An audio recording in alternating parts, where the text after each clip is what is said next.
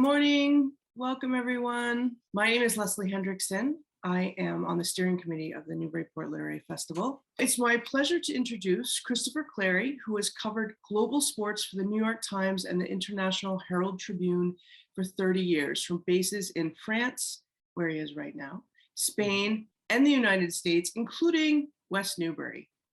He is one of the world's leading authorities on tennis and the Olympics, reporting from more than 100 Grand Slam tournaments, from 7 Summer Olympics, 7 Winter Olympics, and 9 World Track and Field Championships. Published last year, The Master, The Long Run and Beautiful Game of Roger Federer has become a New York Times bestseller and an international bestseller. And my favorite moderator and father, Dyke Hendrickson, is an author-journalist who lives in Newburyport. His most recent book is Plum Island, A Vulnerable Gem, and it will reach bookstores in June. He's written 7 books, including Merrimack, the Resilient River, which was published last year, and hosts a weekly podcast, Life Along the Merrimack. He is also a lifetime tennis player, fan, and writer. Thank you both for joining us, and Dyke, take it away. Well, thank you, Leslie, and Chris, thank you very much for joining us. As I've read the book, it's terrific. And for one thing, it's got more endorsements by important and knowledgeable people than I think any book I've ever seen. And it is a terrific book. But let me ask you this, there are hundreds, if not thousands, of journalists and or biographers who would have loved to get an inside look at Federer, to get the cooperation from the family, from many people all along the way of his incredible career. Can you talk a little about how the idea came up, how you got not the contract with Federer, but how you made an agreement with Federer, and then, finding an agent or, finding a publisher? Can you walk us through how all this happened? Sure, Dyke. First of all, it's great to be part of this year. I've been watching the banners go up in Newburyport, driving in from West Newbury for many years. So it's very meaningful to be able to be part of the group this year on the author side. This is my first major book, so it's been a bit of a joyride for me. And this was really a book that was 20 years in the making, Dyke, because I've been covering tennis, as Leslie said, for a long time, and covering international sport. And honestly, I have 3 children, a lot of crazy travel, jet lag, and it's just been very difficult to find the time and moment to sit down for a project like this and really dedicate 6 months to a year, which is what it was going to require. And honestly, I've covered all kinds of athletes in my career, interviewed thousands of athletes at different times, different places. I really just felt the contact that I had with Roger Federer over many years was extraordinary. It's not because of me, it's because of the New York Times and the International Herald Tribune. But I really got a chance to see him in many different contexts, one-on-one and long interviews, pretty much throughout his whole professional career, from the time he was a teenager until very late in his career. 2019 or so, I think, was our last real sit-down interview. And I think over time, I just realized it was a precious opportunity I'd been given, and I would really have a regret down the road if I didn't, make something more substantive out of it. And I wanted to try to tell not just Roger's story with this book, like I wanted to talk about this whole era in men's tennis, which has been extraordinary. I mean, really, probably in terms of the rivalries and the length of rivalry and the matches and the great matches, probably the best era in the history of men's tennis. We can go back to McEnroe and Borg and go back to Laver and Rosewall and go back as far as you want. There's plenty to go back to in tennis. But I think this area stands apart for the length and depth of the rivalries. And I really wanted to tell also the background of Rafael Nadal and Novak Djokovic, who are Roger Federer's 2 biggest rivals and will forever be linked to him, I think, in discussion for decades to come. So I decided I wanted to try to do the book. To be honest with you, Roger, as a New York Times journalist, I'm not allowed to cooperate with somebody on a book. Like, we're not allowed to do any kind of as told tos or cooperative agreements. So this book is an independent book, but it probably feels more like a book that was cooperative because there's just so much access to Roger, because it's so blended in through the years and the places that we did these interviews and the places where I watched him play his matches.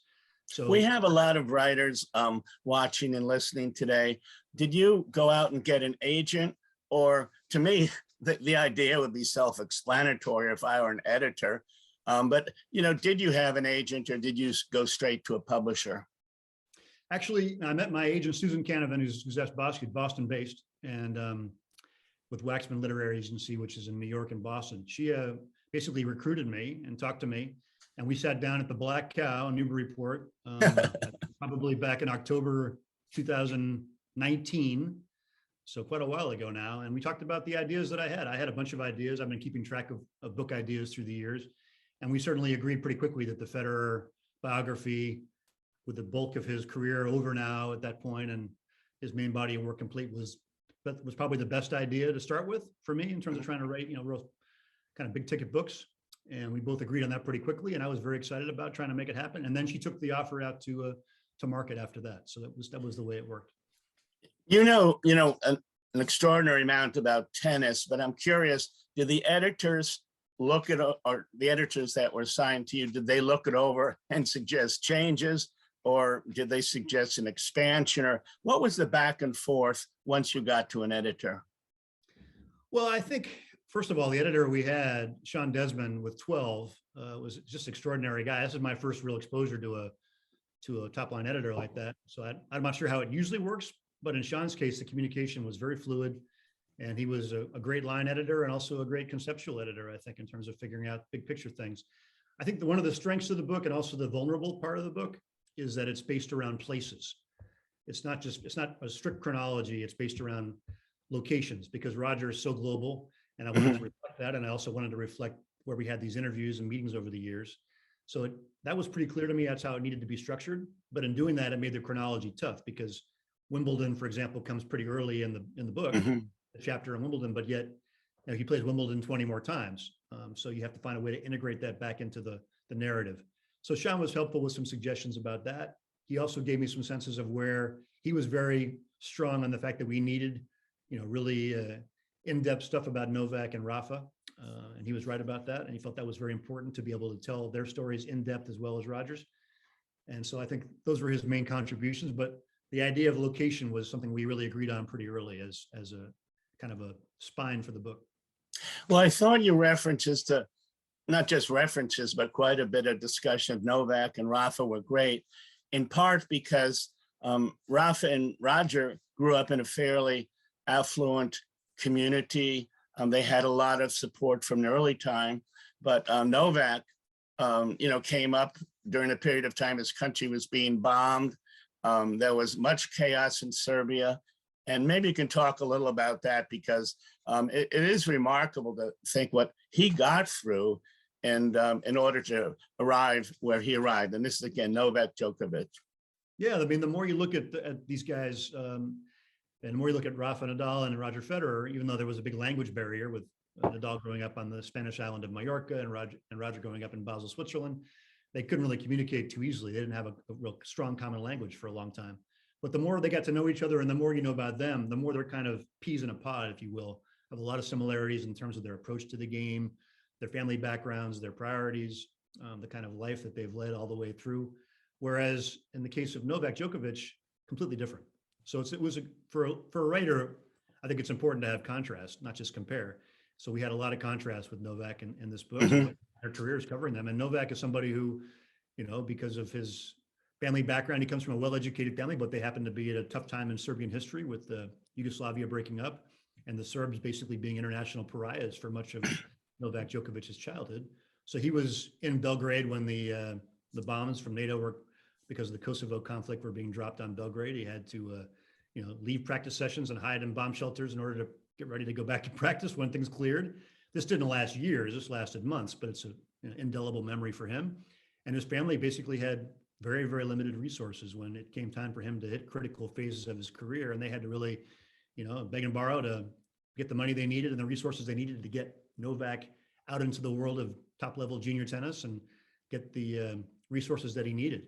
So for him, everything was a struggle, really was. And I think that helped create the person and champion that he is, because he's had to, fight against adversity. He left home extremely young and he had to, make it on his own. And I think he definitely carries that strength with him. Rafa Nadal and Roger Federer's strength comes from different sources probably, but they, I think in Novak's case, he's a classic athlete who has his grit from his own background and experience. Mhm.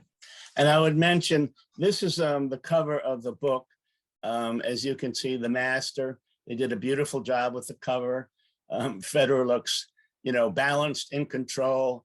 And I think one of the things that you brought out is, he is a balanced person. He is generally in control. And, he's, in addition to being a great star, he is an interesting life. He has 2 sets of twins with his wife, Mirka, who used to be a player. He's become quite an entrepreneur, as you pointed out. And one of the things that he ran in recent years was the Laver Cup here in Boston. Can you talk a little about his entrepreneurial side and the fact that he actually did have a significant and very interesting event here in Boston not long ago? Yeah, I mean, Roger, in terms of an active athlete, active tennis player, he's the first, billionaire in tennis, for sure. Ion Tiriac, some of your older listeners might remember, was a Romanian player who became a billionaire after his career with his investments in Romania when their system of government changed. But Roger did it all on the court and off the court earnings as well, linked to that while he was still active. And he's been very, I think, thoughtful and systematic about his approach to his business dealings. He, unlike a lot of players and a lot of athletes, he heard a lot of cautionary tales about, money that was wasted and people who were ill-advised. So Well, I just noticed Boris Becker is going to jail for 2.5 years. So that's one example of things that didn't go well. Exactly, Dyke. This makes it very topical in that sense. I mean, Roger was well aware of those cautionary stories, and there are a lot of them in sports where athletes just don't want to be bothered. They want to focus on what they do best, which is their career and their sport and their skills, and they don't really want to bother with investments or who's running their business day to day or trying to get really involved in the nitty gritty of it. And Roger, I think, to his great credit, was somebody who realized the importance of that and did get very involved. He actually had no formal agent for a couple of years early in his career, which is basically unheard of for top flight international tennis players. And he basically, with his parents' help and some legal advisors, got into the weeds on his own career about, he met with the agents, he met with when he came on to pick one, he really grilled them. He talked to the sponsors individually himself. He went out to dinner with them. He would sort of make the connections. And he was very clear that he wanted to have an understanding of how the engine room worked, so he'd have a better chance to, run his operation, run his ship at a higher level. And I think that's been one of the big keys to his success all the way through. He hasn't had any real major dips in his career where he's fallen, off the radar. He's been a prominent player for 20 years, and he's used that momentum and built it up over time.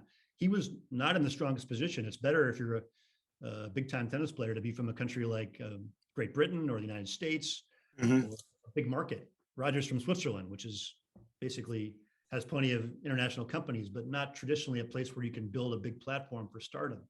And he was able to do that. He has had an agent now named Tony Godsick, who's a Dartmouth guy actually, and used to work with Monica Seles and Lindsay Davenport.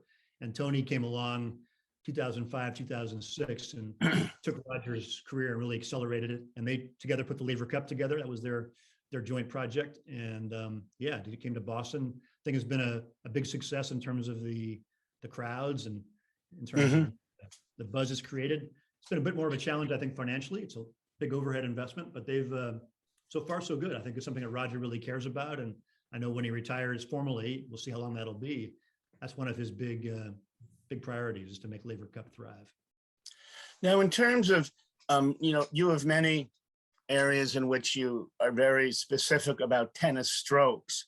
And for instance, you have quite a bit of dialogue on Federer came up with a one-handed backhand while his 2 rivals, Rafa and Novak, had 2-handed backhands.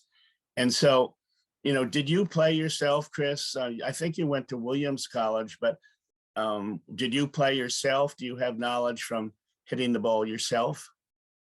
Yeah, Dyke, I have played most of my life, at not even remotely the same level of any of these guys, of course, but I was a junior player. I was a high school player in California and San Diego. My dad was in the Navy, so we were stationed then in San Diego at that time. And then when I went to Williams, I played on the varsity tennis team there as well. And I continue to play tennis from time to time, but I'm really a crazy devotee of platform tennis now, which everybody calls paddle. And I actually play in West Newbury whenever I'm home. a couple times a week with a bunch of guys locally and love that. So racket sports are very much in my blood, but I always say that I was just good enough, and meaning that I was not very good, to understand how tough these shots are these guys make look easy.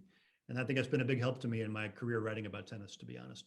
You know, you spoke with a number of players, not just from today, like Rafa and Novak, but you've talked to Sampras, you talked to Laver, you talked to, you know, almost anybody most of us have ever heard of.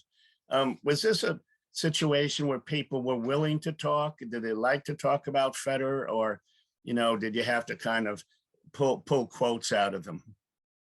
To be honest with you, I was really gratified by the reaction from these guys, his former rivals. Roger has the edge on most of them, especially I think of Andy Roddick in particular. You know, without Roger Federer, Andy Roddick's career would have been a whole lot different. You know, Roger spoiled a lot of Andy's big moments with his amazing play in Wimbledon and the U.S. Open over the years. But Roddick, for me, was one of the highlights of the book and one of the highlights in terms of the interviews. Well, he's a very insightful commentator on television, so he must be a pretty good guy to talk to and get some quotes from. He was great. We sat down, you know, it was during the pandemic, but we sat down for a couple of hours, and he was just terrific in terms of just what it was like to face him, what it was like to lose to him, what it was like to have the rare victory, and also just sort of what he found exceptional about Roger. Because a lot of the idea behind this book is, you know, Federer really has been a globally popular tennis player and athlete on a superstar level for a long time. And I was really curious sort of where the appeal was, how his peer group viewed him, and how people like Roddick, who's such an expert in the game and faced him across the net, you know, more than 20 times, what his understanding was of that, what made him special and what made him tricky to play. So that was one of my big goals in the book, was to bring that sort of thing out by talking to Sampras, talking to Roddick, and talking to other players he faced. One person you did quote, but not as voluminously, was Mirka Federer, Roger's wife, who was but she was a very promising player in her earlier days. I believe she had a foot injury. And you do have some remarks from her there, but at one point, I believe, you know, they decided, his team, or maybe Roger and Mirka decided that she would not be so out front with the media. What was your sense of that, Chris? Well, Mirka's obviously, you know, has the keys to the castle. She's somebody who's a huge factor in why Roger became the player that he became, why he endured, why he was able to keep this thing going with 4 children over the last 10 to 15 years. Mirka's a huge factor. So it's been ideal to get a chance to sit down with her one-on-one and talk through all these things. I'm sure when Roger does his autobiography, when that's going to happen, I don't know, but when he does it, I'm sure Mirka will be a part of that. But I felt like it's funny for me, because when I started covering Roger back in the early 2000s, late 1990s, Mirka was actually his press agent. They were already an item, and she was a top 100 player, as you said, and it would have been much higher than that if she hadn't gotten injured and it's a chronic foot problem. But she was the one who would actually answer the phone and say, you know, Roger can talk to you at X time and for X amount of time and in this place. And she would sort of be there. She was the press attaché. So it is funny that she's kind of, you know, gone to ground and been impossible to interview for the last 15 years after that start, because she was the one that was our interface. But well, as stated, she has 2 sets of twins, and occasionally, you know, they're on television on a tournament, and they're, you know, both so cute. And, you know, he has a team, but frequently has the 4 little children there. And so, you know, in addition to him being a likable guy, I mean, it's certainly from a visual point of view indicates he is, you know, a fun family, and sometimes frequently they travel with them. I think one time she rented a trailer or something. So I think he's trying to keep the family together as he goes around the world. Yeah, and Mirka, I mean, from the early days of interviewing her a couple of times when she was younger, and people who know her well, and Roger himself talking about her, which he does a lot in the book. There's a lot of interviews we did over the years that mentioned Mirka, and he talks a lot about what she's meant to his career, and he calls her his rock, and he's right about that. I think they made the right decision, honestly, Dyke, because I think it's just a very exposed position. You don't need your spouse giving interviews that might in some ways put you in positions where you have to contradict each other. And I think they decided very mutually that was the right way to go with it, and just to kind of shut off the press. And if they gave one interview, they'd have to give another one to somebody else. So she basically has been out of the limelight in that way, you know, for 15 years now. And we'll see if that changes eventually. I don't think it will. You know, in terms of coverage, not only do you talk to the people and get a lot of interesting remarks, but you have some very granular coverage of matches itself, such as like at Indian Wells, when he was down 5-34, 5 first set. Then this is what happens. So my question is, do you keep fastidious notes, or can you go back and look at the, some dialogue from what happened at the match from some of the statistic people, or how do you get these remarkable, because you do pick out points in a match and talk about them in a larger sense. How do you get there? That's a great question. I mean, that's sort of the eternal debate in tennis coverage as tennis writers. I remember one of my mentors, Bud Collins, who's from our neck of the woods, telling me, Chris, too many forehands and backhands kills the story. So, that's right.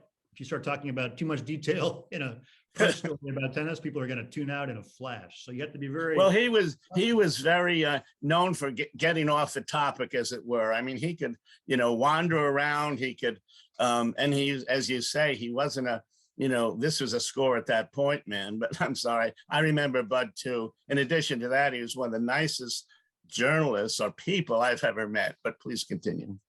No, just quickly on that, I have to agree with that. Bud, rest in peace, is somebody who, for all of us in our end of the business, was extraordinarily generous and had an extraordinary passion for tennis. Sometimes when you meet people who have that kind of role in a sport and you go behind the scenes with them, you're disappointed because you go, okay, well, they're cynical or they're jaded about it now. Bud wasn't like that. Bud loved tennis till the day he died. And he was always willing to pick up the phone or in the middle of deadline at Wimbledon, answer a question from some clueless guy like me who didn't remember the history from Laver and Rosewall. Invariably generous with his time. So I remember at Longwood, right down the road, he's going in for the Davis Cup match that, against Australia, which was a big one. I think it was the 100th. And a high school journalist comes up and said, Bud, because I have a minute. Now, meanwhile, the match is starting in 30 seconds. And Bud puts his arm around him and says, yeah, but we got to walk to the match while you ask me a couple questions. So, high school journalists, I mean, he just took the time. So, I think we agree on this one. Yeah, no, he's vintage Bud. And it's because he loved the game and he wanted to pass the torch in many ways, and also the kind of person that he was. But to the point about how you'd read about these things in the book, I think the key for me is in this situation was I didn't want to have too many matches, because I felt like too many matches would just break up the narrative. I wanted to be very selective, and it was very hard because Roger has played over 1,000 matches on tour. He's won 20 Grand Slam singles titles. Which ones do you pick? There were some that you had to, like the 2008 Wimbledon final with Nadal, which is considered rightly on the very short list of the greatest matches of all time. But my goal was, by the time you got to a match, you had a sense of who the people were that were involved in that match, in the narrative of the book. If you came to it without any prior knowledge, you knew who those guys were on a personal level before you started listening to their forehands and backhands in the book or reading about them. So to me, I, of course, kept a lot of notes on my old notebooks and on my laptop from all the matches that I've covered over the years. All the matches that I write about, except for maybe Roger's junior Wimbledon final, I watched live in person. So that was really a big advantage to me. But I wanted, because so much time had gone by, and also memories can play tricks with you, your mind can, I wanted to go back and watch these matches again. So I took, part of my research time of the 6 months I used was to watch a lot of these previous matches from start to finish, again, just to get a feel for how they felt today's prism, what we know now. So I did that with all the matches that I'm detailed with in the book, and took some more notes again and tried to write it with both perspectives. Again, we have a lot of writers as well as readers. When you were coming along, either in college or starting your career, which I think may have started out in San Diego, who did you look up to as writers? And, you weren't a historian then, but, I think of David McCullough and Doris Kearns Goodwin in terms of biographies and history. You mentioned Bud Collins. Who are some of the writers that you like to read and think you may have emulated sometime? I was a voracious reader as a young person. I had plenty of other faults, but I was just reading everything I get my hands on from an early age.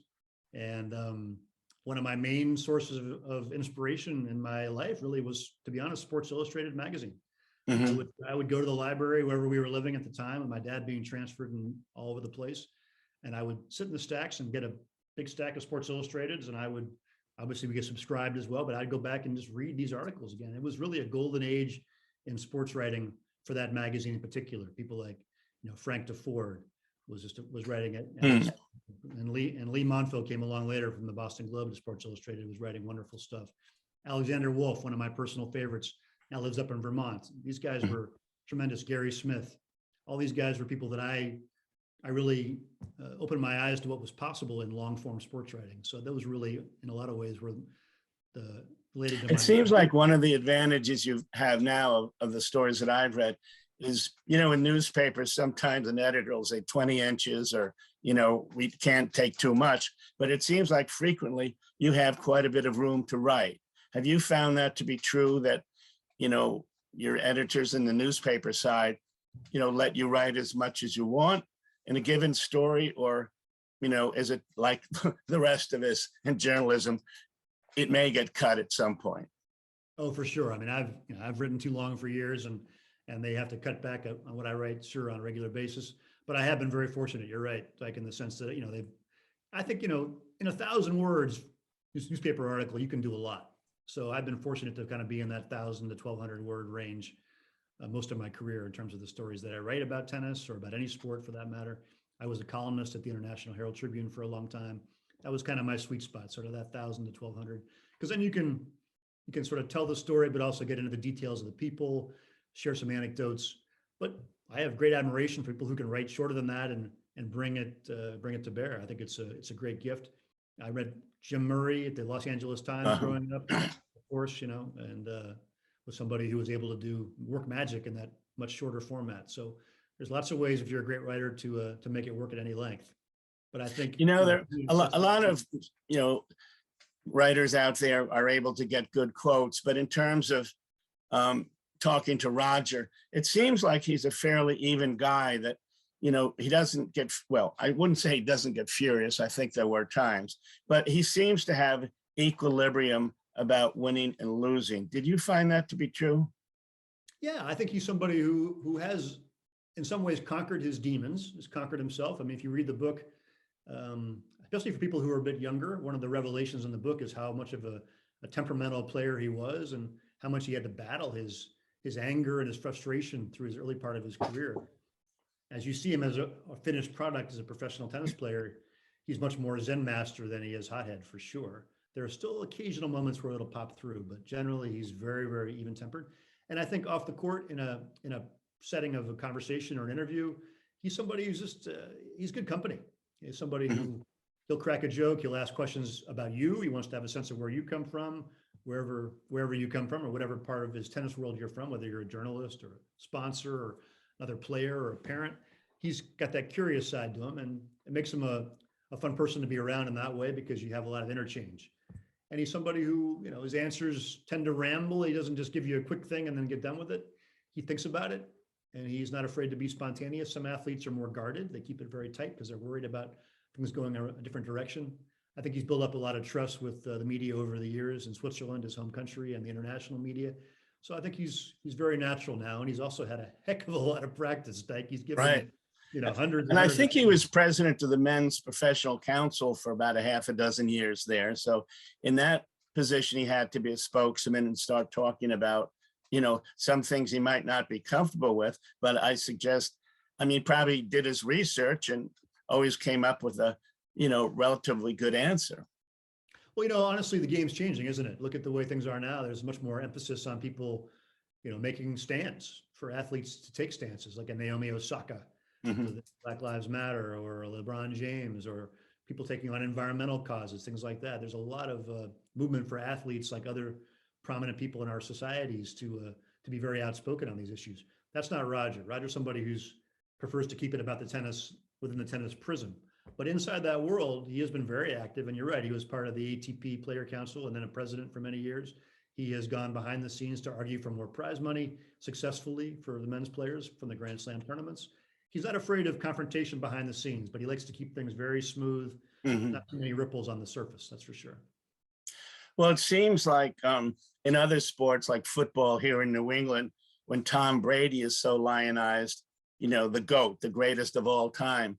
And it seems like a dozen or so years ago, there was discussion in tennis of a GOAT. And for a while, that GOAT used to be Federer.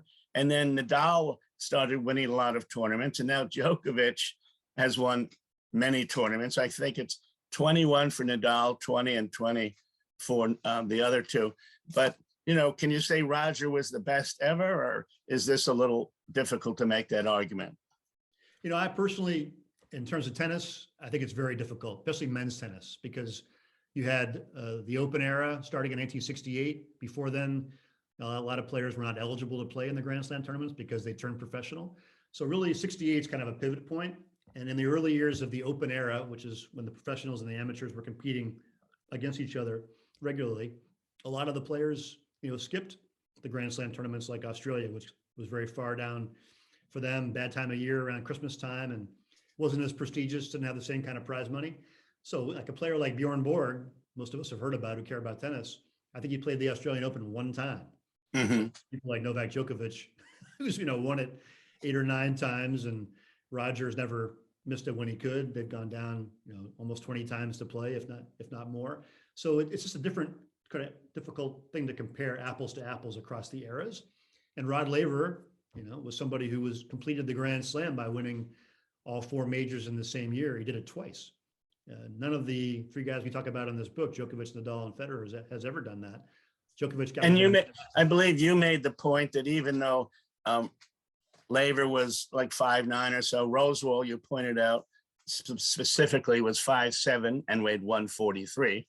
But you did point out that these guys were skilled. They moved well, and in the era of new rackets, of new stringing, of different ways to do it, you felt that particularly Laver could have been a force even today. It's interesting to think about that. I mean, in order to be able to be competitive with these guys, the big 3, as we call them, Nadal, Djokovic, and Federer, you would have to be a supreme athlete with speed, jumping ability, really A-level athleticism. I'm not sure all the great tennis champions of the past would meet that mark. I know one guy I'm convinced would have been a great player in this era is Borg. Borg to me was a fantastic athlete. He wasn't particularly tall, 5'11", maybe 6 feet at the most, but he's fluid mover, incredibly graceful, quick as a cat. And I know he would have succeeded. And I think Laver would have too, even though sometimes his height would have probably been an issue in some places if you're able to get the ball up high. And also Laver played at a time when most major tournaments were played on grass. 3 of the 4 were on grass. Only one that was not was the French Open. But I do think, to your point earlier, Dyke, it's a hard thing to really be conclusive about, but you could have made an argument, I think 10 years or so ago, that Roger was certainly in that conversation of the greatest players of all time. Now I think he's been passed slightly by Nadal and Djokovic within his own era, but these guys, there's no doubt about it, are extraordinary, and they've pushed each other and been able to do that and gone to heights. But I couldn't be definitive about who the greatest of all time is. Well, it's one of those things, that maybe will be argued for a long time, as it always is. Every place I go where there's a lot of tennis talk, and we get to that, there's, many different views on that. And Djokovic, of course, has come along well. So that raises a question to me. I mean, we've had some great Americans in, recent decades, from Connors and Sampras and Agassi, and we could go on.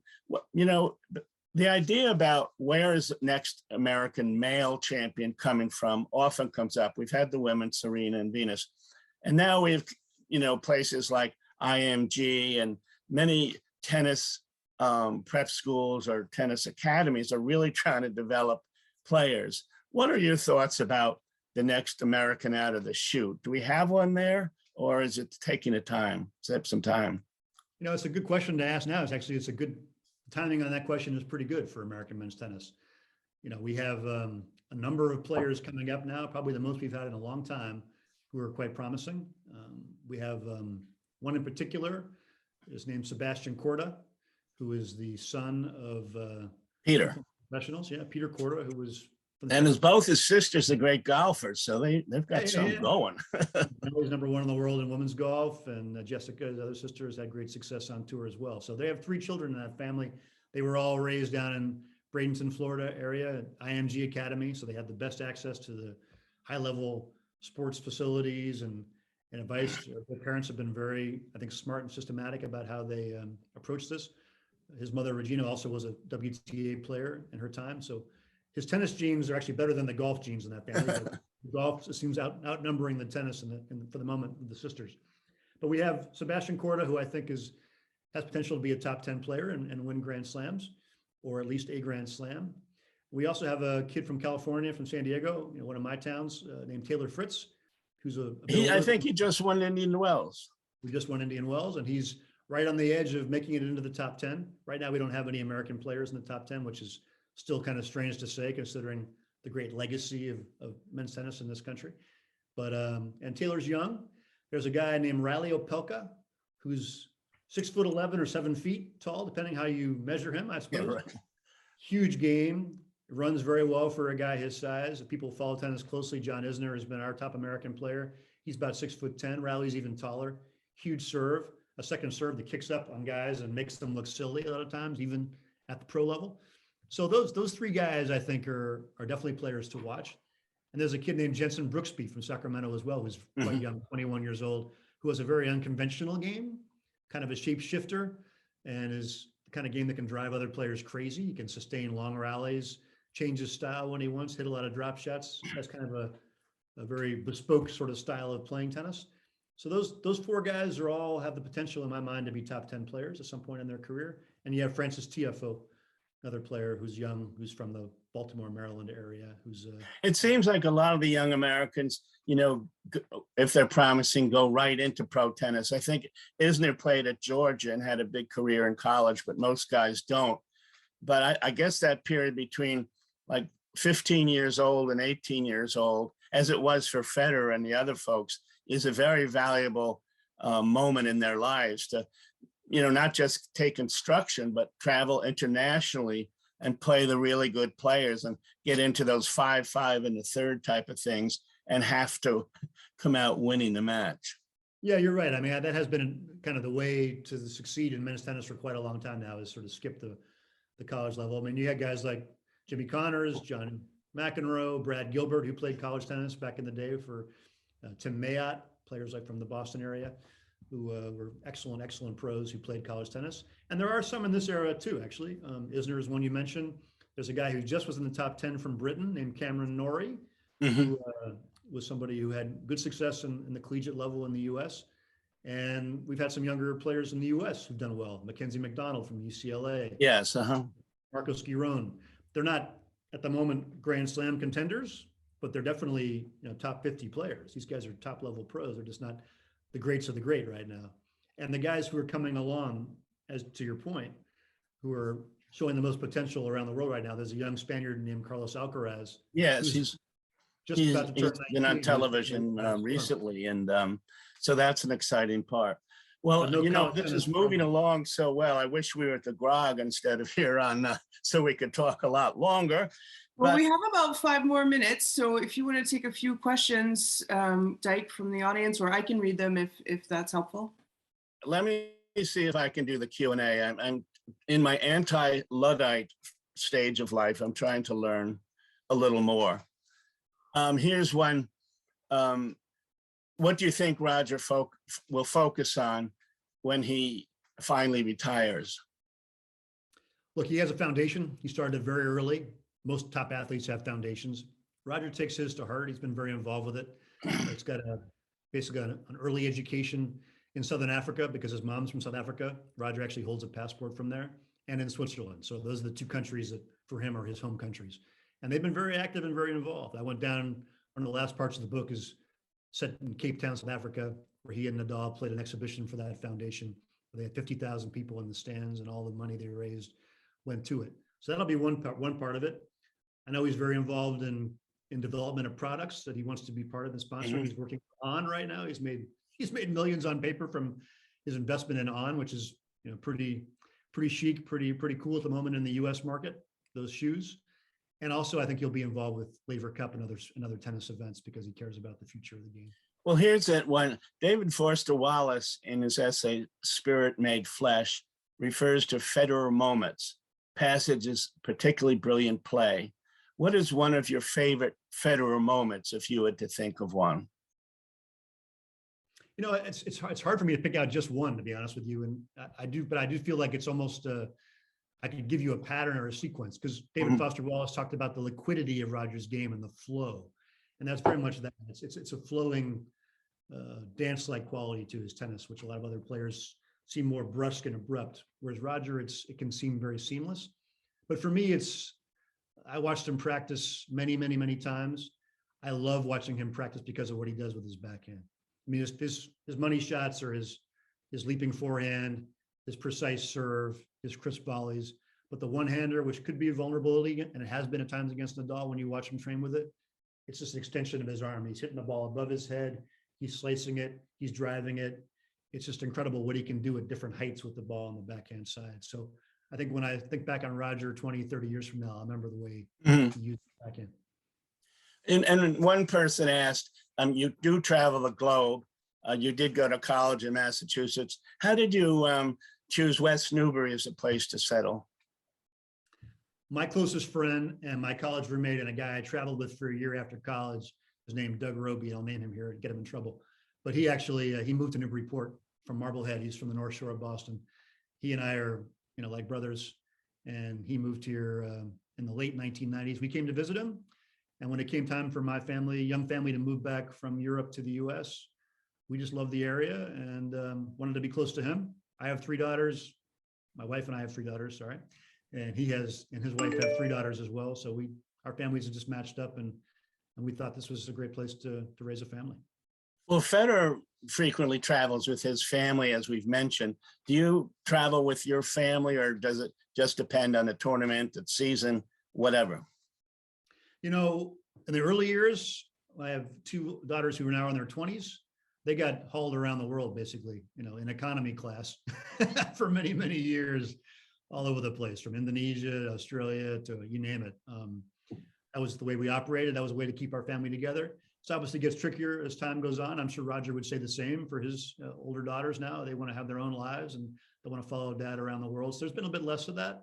The best thing we ever did, Dyke, was 2012, 2013. We took a school year on the road. Took all 3 daughters abroad, traveled through South America and Asia and Australia for 9 months and homeschooled them or road schooled them. And I did my job on the road. Well, here's what will probably be our last question. We're almost out of time.